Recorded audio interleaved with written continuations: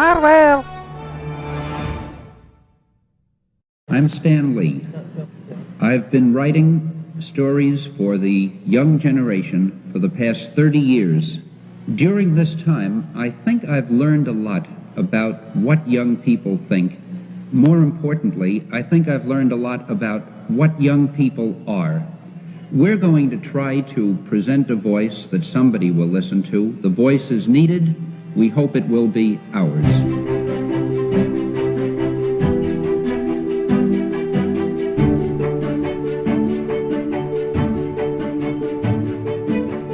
Excelsior! Ladies and gentlemen, the one and only Mr. Stan Lee.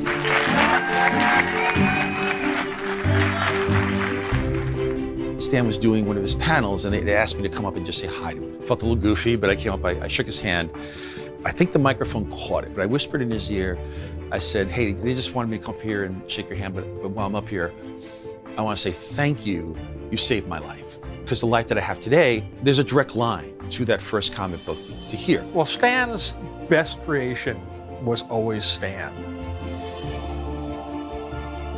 As a creative figure is one thing. Stan, as a personality, was able to somehow tap into his own larger-than-life, self-effacing and self-aggrandizing at the same time personality. As I would describe it, that P.T. Barnum aspect of him, it's just something he infused the group with, and it's something that the people who followed him have been able to kind of keep that energy going. I think Stan Lee is going to be an icon, what he represents, what he was able to accomplish. He built American mythology because stories are really what stay with us.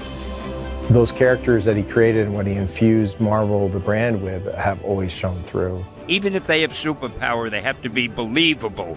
What they do has to be what any normal person would do in those situations. And the idea that he championed all kinds of different voices, all kinds of points of view, and the concept of diversity and equality and conversations about, social politics, all these things he had been doing for years. And now it's at the forefront of everything that we talk about. I just think he was just connected in that way, and he was connected to who his true audience was and who he was really writing for. He complemented that with always being hopeful, with his own first-person personality of being Stan.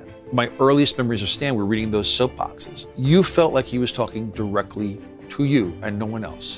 What I didn't realize was that there was a kid behind me at the candy store reading the same thing, feeling the exact same way. His ideology was very clear. It was very black and white, how to be good, how to treat people equally. And that's a really powerful impact, to lean into the light as much as you can, even if there's darkness all around you.